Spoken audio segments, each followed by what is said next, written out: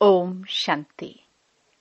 25 अक्टूबर 2024। बाबा के महावाक्य। मीठे बच्चे, बाप की एक नजर मिलने से सारे विश्व के मनुष्य मात्र निहाल हो जाते हैं। इसलिए कहा जाता है नजर से निहाल। प्रश्न। तुम बच्चों की दिल में खुशी के नगाड़े बजने चाहिए, क्यों? उत्तर। क्योंकि तुम जानते हो बाबा आया है सबको साथ ले जाने। अब हम अपने बाप के साथ घर जाएंगे। हाहाकार के बाद जय जयकार होने वाली है। बाप की एक नजर से सारे विश्व को मुक्ति, जीवन मुक्ति का वर्षा मिलने वाला है। सारी विश्व निहाल हो जाएगी। ओम शांति। रूहानी शिव बाबा बैठ अपने रूहानी बच्चों को समझाते हैं। यह तो जानते हो कि तीसरा नेत्र भी होता है। बाप जानते हैं सारी दुनिया की जो भी आत्माएं हैं सबको मैं वर्षा देने आया हूँ। बाप के दिल में तो वर्षा ही याद होगा। लौकिक बाप के भी दिल में वर्षा ही याद होगा। बच्चों को वर्षा देंगे। बच्चा नहीं होता है तो मूंझते हैं, किसको दे? फिर एडॉप्ट कर लेते हैं। यहाँ तो बाप बैठे हैं। इनकी तो सारी दुनिया की जो भी आत्माएं हैं सब तरफ नजर जाती है। जानते हैं सबको मुझे वर्षा देना है। भल बैठे यहाँ हैं, परंतु नजर सारे विश्व पर और सारे विश्व के मनुष्य मात्र पर है, क्योंकि सारे विश्व को ही निहाल करना होता है। बाप समझाते हैं यह है पुरुषोत्तम संगम युग। तुम जानते हो बाबा आया हुआ है सबको शांति धाम, सुख धाम ले जाने। सब निहाल हो जाने वाले हैं। ड्रामा के प्लान अनुसार कल्प कल्प निहाल हो जाएंगे। बाप सब बच्चों को याद करते हैं। नजर तो जाती है ना, सब नहीं पढ़ेंगे। ड्रामा प्लान अनुसार सबको वापस जाना है, क्योंकि नाटक पूरा होता है। थोड़ा आगे चलेंगे तो खुद भी समझ जाएंगे अब विनाश होता है। अब नई दुनिया की स्थापना होनी है, क्योंकि आत्मा तो फिर भी चैतन्य है ना, तो बुद्धि में आ जाएगा बाप आया हुआ है। पैराडाइज स्थापन होगा और हम शांति धाम में चले जाएंगे। सबकी गति होगी ना, बाकी तुम्हारी सदगति होगी। अभी बाबा आया हुआ है, हम स्वर्ग में जाएंगे। जय जयकार हो जाएगी। अभी तो बहुत हाहाकार है।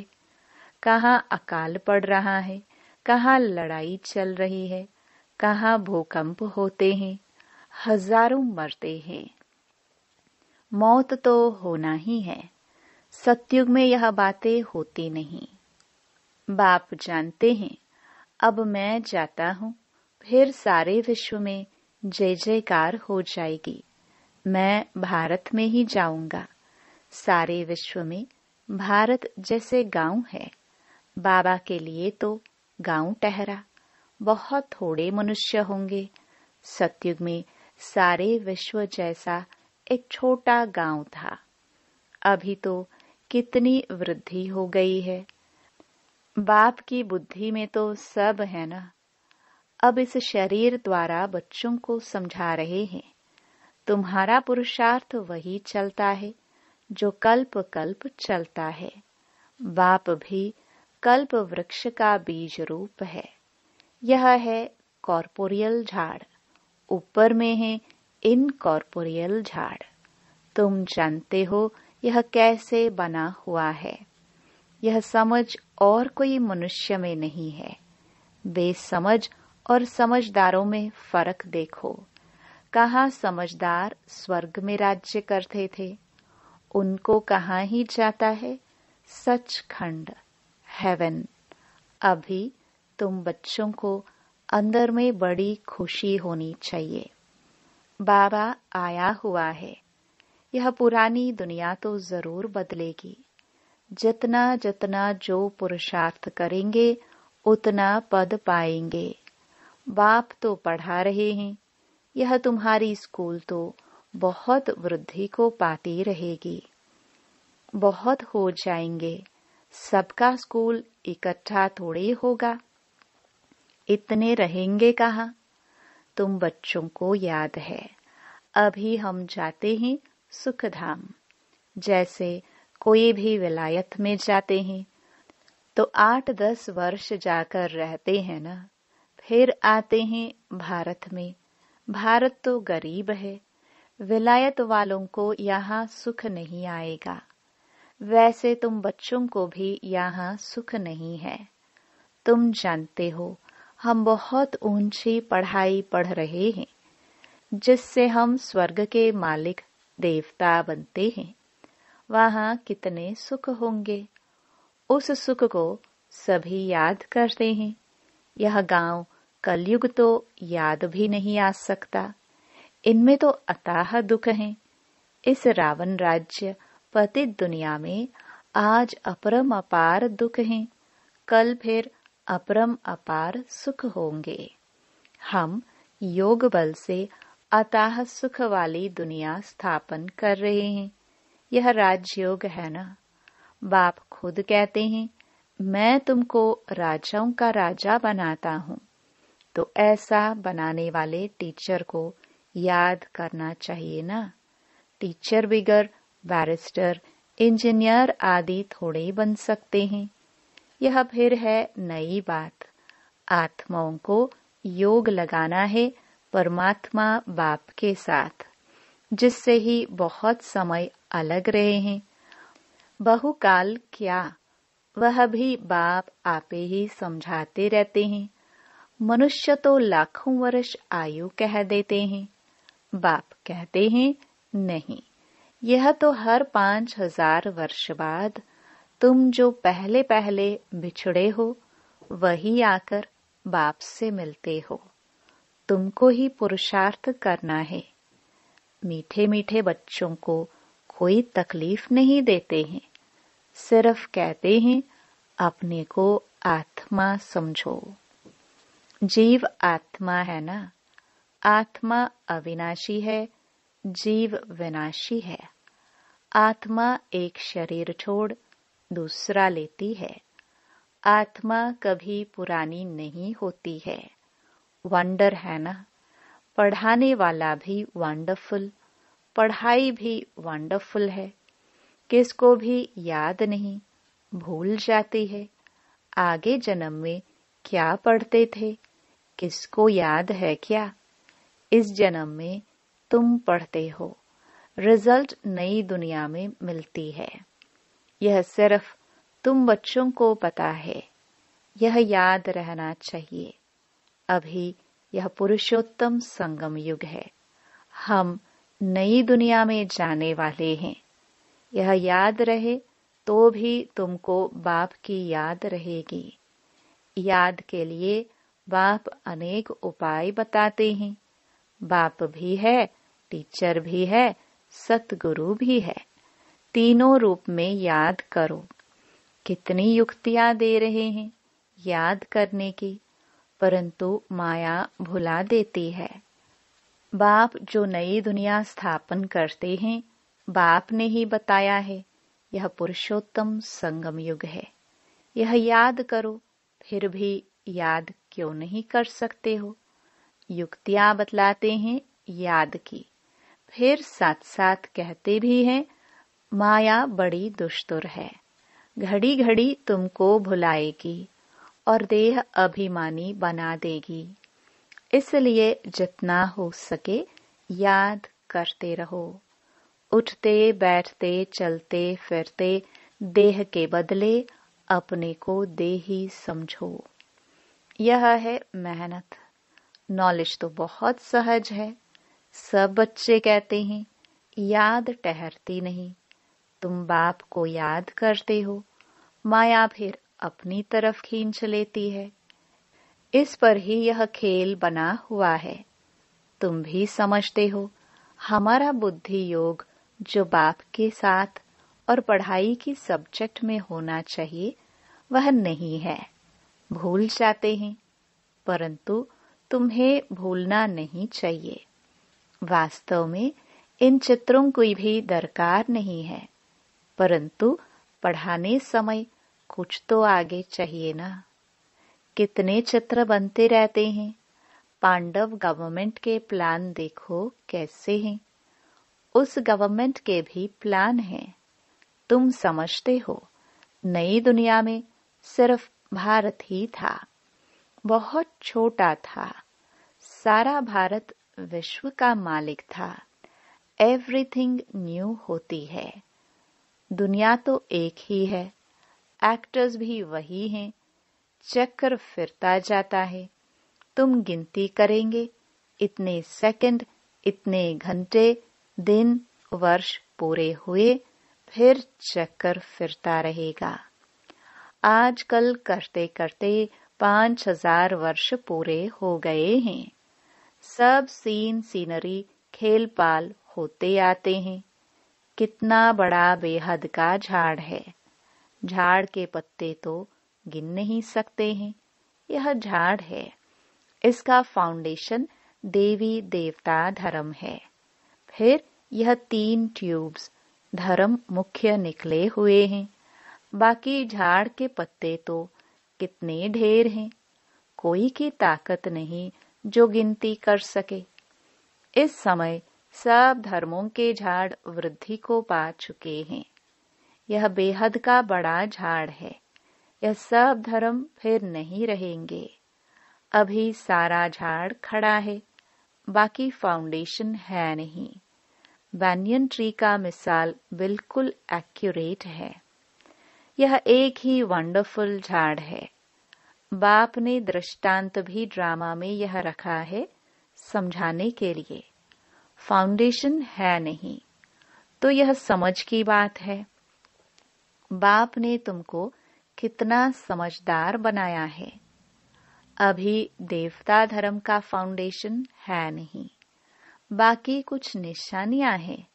आटे में नमक। प्रायः यह निशानियां बाकी रही हैं, तो बच्चों की बुद्धि में ये सारा ज्ञान आना चाहिए।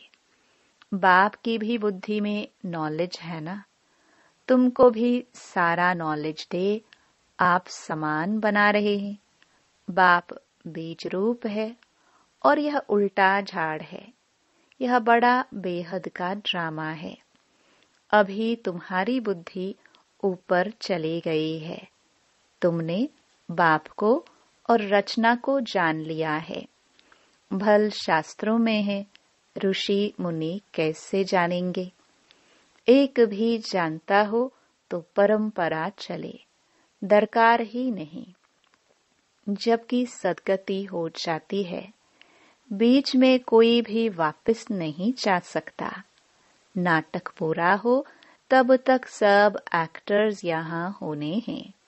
जब तक बाप यहाँ है, जब वहाँ बिल्कुल खाली हो जाएंगे, तब तो शिव बाबा की बारात जाएगी। पहले से तो नहीं जाकर बैठेंगे, तो बाप सारी नॉलेज बैठ देते हैं। यह वर्ल्ड का चक्र कैसे रिपीट होता है। सतयुग, त्रेता, द्वापर, कलयुग, फिर संगम युग होता है। गायन है, परंतु संगम युग कब होता है यह किसको पता नहीं है। तुम बच्चे समझ गए हो 4 युग हैं। यह है लीप युग। इनको मिडगेट कहा जाता है। श्री कृष्ण को भी मिडगेट दिखाते हैं। तो ये है नॉलेज। नॉलेज को मोड़ तोड़कर भक्ति में क्या बना दिया है। ज्ञान का सारा सूत मूंझा हुआ है। उनको समझाने वाला तो एक ही बाप है। प्राचीन राजयोग सिखलाने लिए विलायत में जाते हैं। वह तो यह है ना, प्राचीन अर्थात पहला सहज राजयोग सिखलाने बाप आए हैं। कितना अटेंशन रहता है। तुम भी अटेंशन रखते हो कि स्वर्ग स्थापन हो जाए। आत्मा को याद तो आता है ना। बाप कहते हैं, यह नॉलेज जो मैं अभी तुमको देता हूँ, फिर मैं ही आकर दूंगा। यह नई दुनिया के लिए नया ज्ञान है। यह ज्ञान बुद्धि में रहने से खुशी बहुत होती है। बाकी थोड़ा टाइम है, अब चलना है। एक तरफ खुशी होती है, दूसरे तरफ फिर फील भी होता है, अरे ऐसा मीठा बाबा हम फिर कल्प बाद देखेंगे। बाप ही बच्चों को इतना सुख देते हैं ना। बाप आते ही हैं शांति धाम सुख धाम में ले जाने। तुम शांति धाम सुख धाम को याद करो तो बाप भी याद आएगा। इस दुख धाम को भूल जाओ। बेहद का बाप बेहद की बात सुनाते हैं। पुरानी दुनिया से तुम्हारा ममत्व निकलता जाएगा तो खुशी भी होगी। तुम रिटर्न में फिर सुखधाम में जाते हो, सतो प्रधान बनते जाएंगे। कल्प कल्प जो बने हैं वही बनेंगे और उनको ही खुशी होगी। फिर यह पुराना शरीर छोड़ देंगे, फिर नया शरीर लेकर सतो प्रधान दुनिया में आएंगे। यह नॉलेज खलास हो जाएगी। बातें तो बहुत सहज हैं। रात को सोते समय ऐसे ऐसे सिमरण करो तो भी खुशी रहेगी। हम यह बन रहे हैं। सारे दिन में हमने कोई शैतानी तो नहीं की। 5 विकारों से कोई विकार ने हमको सताया तो नहीं। लोभ तो नहीं आया। अपने ऊपर जांच रखनी है। अच्छा, मीठे मीठे सिखिलदे बच्चों प्रति माता पिता बाप दादा का याद प्यार और गुड मॉर्निंग। रूहानी बाप की रूहानी बच्चों को नमस्ते। धारणा के लिए मुख्य सार। पहला, योग बल से अथाह सुखों वाली दुनिया स्थापन करनी है।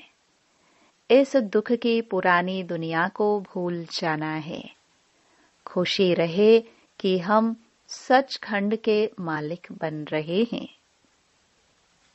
दूसरा, रोज अपनी जांच करनी है कि सारे दिन में कोई विकार ने सताया तो नहीं, कोई शैतानी काम तो नहीं किया, लोभ के वश तो नहीं हुए। वरदान। वरदाता द्वारा सर्वश्रेष्ठ संपत्ति का वरदान प्राप्त करने वाले संपत्तिवान भव। किसी के पास अगर सिर्फ स्थूल संपत्ति है तो भी सदा संतुष्ट नहीं रह सकते।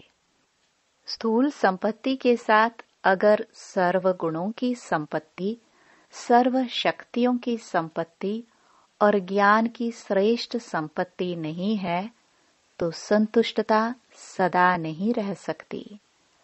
आप सबके पास तो यह सब श्रेष्ठ संपत्तियां हैं। दुनिया वाले सिर्फ स्थूल संपत्ति वाले को संपत्तिवान समझते हैं, लेकिन वरदाता बाप द्वारा आप बच्चों को सर्वश्रेष्ठ संपत्तिवान भव का वरदान मिला हुआ है। स्लोगन। सच्ची साधना द्वारा हाय हाय को वाह वाह में परिवर्तन करो। ओम शांति।